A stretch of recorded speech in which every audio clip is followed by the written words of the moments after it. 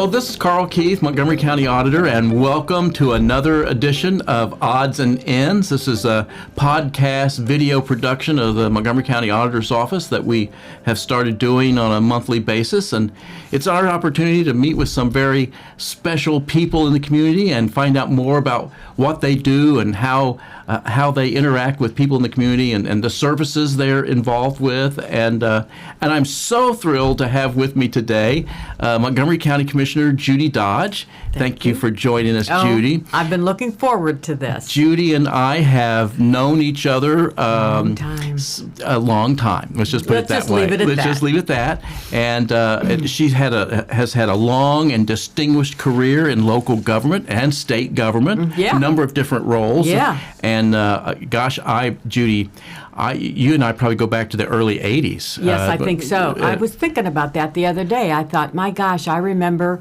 when I was working for Chuck Curran. I was just a kid. Well, I know you were. But you were like real smart. And so weren't you the state auditor's office? I was. I was in the state auditor's office at the time, so in the early 80s, and then I came to work for the county. And so, but let's talk about your career. So you were working for Chuck Curran, and then where from there? From there, how graphic do you want me to get? Well, it's not too graphic. It just kind of highlights. I mean, I know from there. Is that where you went to work for the state? From there, you went to work for the state from there. Let me explain. Okay, so I worked for Chuck Curran. Okay, and I was his secretary. Okay, when he was a county commissioner. When he was a county commissioner, every commissioner had a commission assistant plus a secretary. I was his secretary. But I would get all the job postings. And as they came through, I found one. I said, you want that job? No, the jobs that came through that I thought, I'd love to do that. But guess what? You had to have a degree. Yeah. And it didn't matter what it was in. It was just a 4-year college degree. That's when I said, you know what? I'm close to graduating anyway. I went to Wright State, said, get me out of this and get me to graduate. And by gosh, we worked very hard. And I graduated a couple years later, working kind of part-time and then quitting. And then I went to work for, at that time, the Lieutenant Governor, Paul Leonard. Oh, you know what? I forgot about that. Yes. Yeah, you went to work for Paul Leonard. Paul Leonard. Yeah. And that was fun. Okay. Yeah, I'm sure it was. Yeah. So this was after he had been mayor of Dayton. Yes. Right? He had been mayor of Dayton for a couple of terms, and then he was Dick Celeste's Lieutenant Governor, correct? That's right. Exactly. And what did you do for him? Well, I was an administrative assistant, and one of my biggest responsibilities, remember the days with Dick Celeste, it was called Capital for a Day. Yes. And they went into the smaller communities, like Troy. We went to Troy. We went to Sydney. We went, just basically throughout the state, and basically that was the state government's chance to shine in the smaller communities. So Paul Leonard wanted to make sure that he got some attention because of course. The governor would get attention.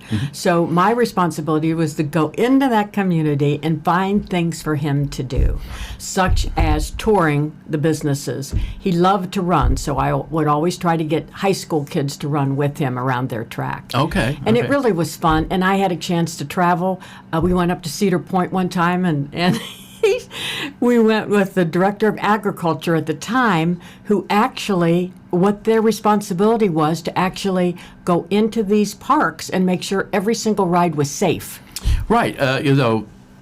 People don't realize the wide range of responsibilities of the director of the Agriculture Department of Ohio. But fairgrounds. Exactly. And fairgrounds and the rides at fairgrounds, they're responsible for all that. And that's who we work with on weights and measures things. Exactly. Is the Department of Agriculture. Okay, sure. Those type of things. Oh, they're great people. Yeah. Great people. Well, they were back in the day. I forgot that you worked for Paul Leonard for a while. And then I did that for about a year and a half, and then Paula McElwain, who was a commissioner at the time, said, Mary Sue, her assistant, was leaving. Do you want to come back and be my assistant? And I said, sure. Okay. So I did that, and then after about 4 years, she said, I think I'm going to retire. Okay.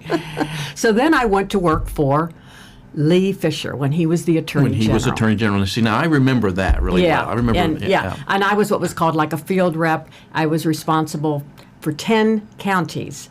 So I would go into, let's say, the senior citizens offices, or where they'd have lunch and just talk about what the Attorney General does. Oh, a bunch of other things. I'll never forget one day, and I went into, I think it was up in Fayette County, went to their senior citizen center before lunch and started talking about, if you get a call or a letter and it sounds too good to be true, it probably is. It probably too good to be true. It's true.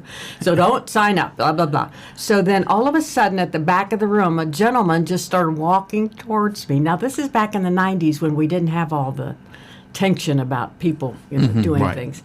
And he just kept walking towards me, and I thought, is something wrong? And he came up and he went, "It's lunchtime. You're done." You're crouching on their lunch period. Exactly. So that was fun. And then I went to work for So how long did you work for Paula? about 3 or 4 years. I was going to say, I thought you worked for Paula for quite a... Okay. And that was fun. Okay. I enjoyed that, and I got a lot of experience as far as what a county commissioner does. Right, right. And then after that, I went to domestic relations court. I remember that. Yeah, I did that, and then I ran for office. You were the administrator. I was I was assistant court administrator. Court administrator. Yeah. Okay. And I really enjoyed that. Yeah. It was a lot of fun. A lot of people, as you went through the hallways and everything, a lot of people were crying and sobbing, and then threats back and forth. We had to have security there. Right, right. But anyway, it was, I love that. And then I ran for recorder in 1996. 1996. I was 12 at the time, but they let me. Well, I was going to say, really, when you stop and think about it, what a wild career you have had, and all those different areas, and like I said, both local and county government and state government, and from a wide variety. Loved them all. Yeah. And then I ran for recorder, lost by 402 votes. Remember, there was like 2 or 3 recounts. Remember that? I remember that. How close that was. And yes. then I decided, you know what? I think I could do this again. Then I ran again, won. Yeah. And then after that, I was there 6 years for the recorder, loved it, and then Vicki Pegg stepped down. And I thought, you know what? Now's my chance. I'm going to do that. Yeah. And I've been doing commissioner ever since. You've been county commissioner since 2006. 06. Wow. Dan Foley and I came in at the same time. Okay. He ran against Chuck Current. Wow. Okay. And then Debbie was already there. Yeah. So, yeah. I'm exhausted. I know. I first met you in the 80s when I was with the state auditor, and then I went to work for the county treasurer, and then with the county, and then I've been in the county auditor's office for years. Yeah, I went to work for Joe Shump. That's right. I worked for Joe Shump. Oh, and Sully. And Sully, yeah. So all of those experiences certainly have made you a better county commissioner, right? I hope. Well, a lot of experience. You had experience in the commission offices. Yes. And then in the community. You learned a lot about the community. Exactly. But, being an assistant to a county commissioner is great, no question about it. But when you're the commissioner. Oh, your name's out there. Your name's out there. Yeah. And, you're the one that they point at. So. And so, is that good? Yeah. Are you having. Oh, yeah. No. So you've been there 16 years now. Isn't that amazing? Well, I've been in the auditor's office for 30 years. Not the auditor, but I've been in the auditor's office for 30 years. How does this happen? I don't know. Carl? I don't know how it happens. I don't know how it happens. And that's what people say. It's like I woke up and, wait a minute, I was just 22 days ago. Oh, yeah. Well, clearly you started when you were very, very young. Very young. Very Thank young. you so much. Okay. So I want to talk about a couple of issues that I know you are very important to you. And one I know that you've worked really hard with here recently. I mean, the county commission gets involved in so many different areas. We can talk about a whole wide range of things, but I know one in particular that you've been involved with is food insecurity. Yes. And yes. So you want to talk a little bit about that? Very quickly, in 2010, this was after our first recession we had. Remember 2008, 9, and 10? And I was asked to come to basically with other people. They would give they gave us a card with this is Esther and her 2 children. One's diabetic. We're going to give you fake money, $50. Go in our food pantry, get food for them for a week. I thought, piece of cake, right. $50. Mm-hmm. I mean, unbelievable. I could not believe it. And this is what food stamps at that time. I'm just saying these amounts. I don't remember. But I just thought, oh my God, this is awful. So I started working with Food Bank and with other, pantries and that type of thing. What can we do? it was just frightening. And so I put on a food summit every year since 2010, just trying to get the citizens here to understand about food insecurity, because there's so many people that can't even walk to the grocery store because they're closing the grocery stores down every time you turn around. Right. There's no bus that goes by there. There's no fresh food for you. And so I've been doing that, and I think my first summit I had maybe 60 people, and last one we had over 300 people. Oh, wow. So at the summit, do they find out ways that they can help then? Is that, yes, the idea? And explaining what, this is what I had someone come in from the schools to say, this is what we feed your kids at lunch. And, and we were like appalled at the food. Now it's getting a little better.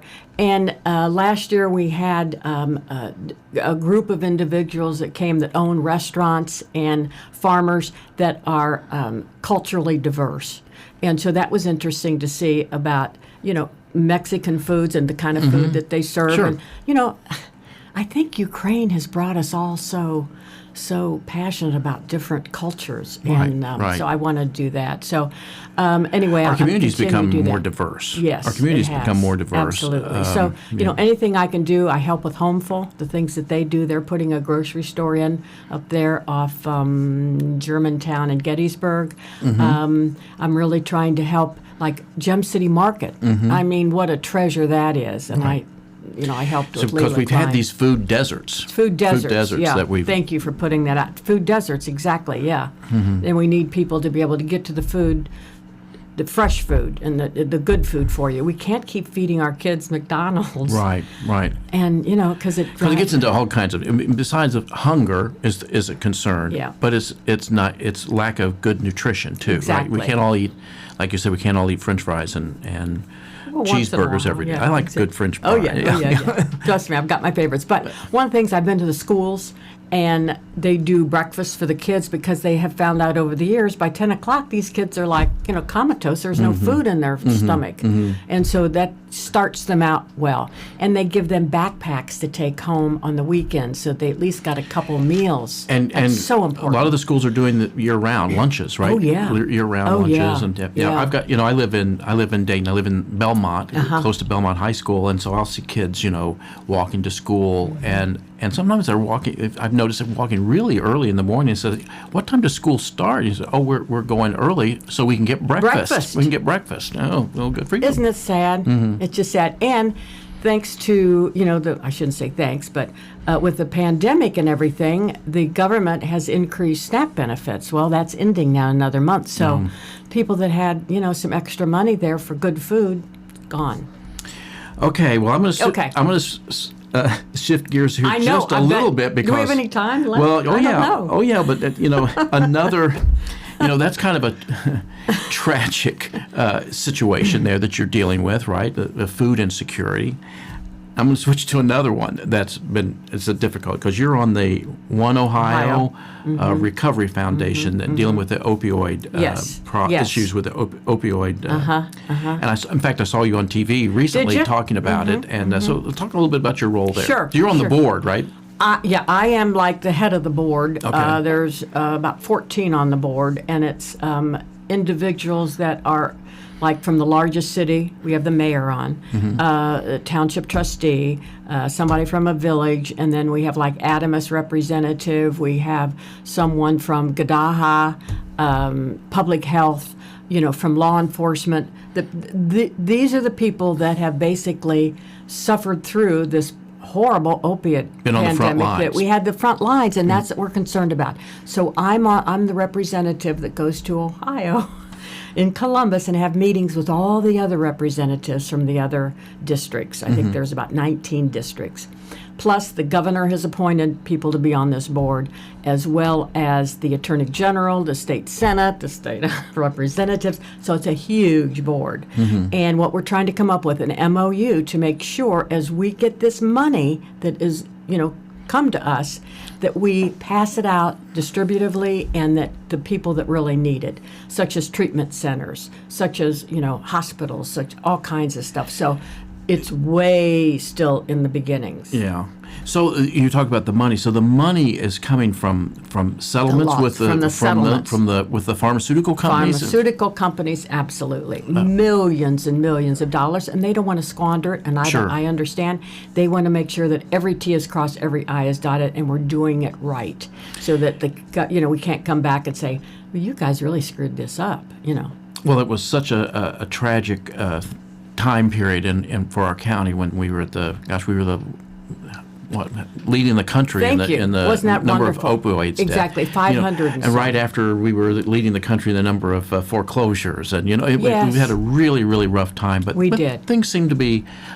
We're on the road to recovery, I think. We are Speaking of on the being road on to the recovery. board recovery, Opiate deaths this past year have gone down. I think it was like 302 compared to 520 some in 2017, I think it was. So yeah, it's just tragic.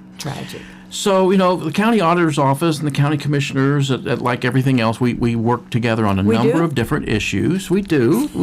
Try to work together on a number of different issues. I'm kidding. And, but one thing that we work really close on is with the animal control issues. We 'Cause love our doggies. We love our dogs, and it's one of the things I enjoy doing, being responsible for selling dog licenses. And then the know. commissioners are responsible for the Animal Resource Center. Yes. Do you want to talk a little bit about that Sure, too? Yeah. sure. And have you been there recently? I have not been there. It's been a while. Well, know. COVID, we kind of shut us all down. But I have not been there in a couple of years, actually. I feel bad. I know. And you go there, and I want to take them all home. Oh, yeah. Well, that's another reason. That's the problem. That's another That's reason. the problem. Yeah. I have 2 old English bulldogs. I know you have Winston, and I know that my doggies would say, "How could you do this to us to bring another dog into this?" Yeah. But anyway, we do the best we can, and it's challenging times, no question about it. And we have kennels and everything for approximately 100 dogs. Mm-hmm. We are always full. Mm-hmm. And people have got to get their license and their chips, because so many times I see on Facebook, is anybody, here's a little dog I found that's lost and everything, and people always say, take it to the police station or to Animal Resource Center. They'll see if there's a chip there and return it to their owners. How many times do we say this? Every year when you do the first license, it's always like, that's their dog's ticket home. So, and that's how you mentioned Winston. That's how we got Winston. When they was found, he did not have a collar, he did not have a license, and he did not have a microchip, and we could not find anyone to claim him or anything. And so it worked out great for us, because he's just as sweet as he can be. He is. But yeah, for someone else, that you lose your dog, like you said, having that license, having that microchip, that's their ticket home. Exactly. And we want them to come home. We want them to come home. We want them and, to come home. And the other thing that we're very alarmed about, and that's dog fighting in certain areas of our community. And if any of our people that are watching, if you know of any of that, please contact the police station, because that's got to stop. Those dogs are injured and awful. Well, Judy, you and I could sit here and talk all day. I know, I think could we? We can sit here and talk all day. But so I really appreciate you doing this. Oh my gosh! And maybe anytime. we'll have to do it. Maybe have to do it again. Now I understand the county commission is getting ready to do. Yes, we're going to do one here, starting just each of us individually. Yeah. Okay. So if you want me on, let me know. Oh, trust me. Of course. You've already been on my Words Radio reading service. But I really appreciate you, and I appreciate your service to the community and your long career and distingued career, and congratulate you for that. Thank you so much. So that's going to wrap us up for this episode of Odds and Ends. And we want to thank Judy Dodge for being our guest this month. And we'll see you next time. Thank you.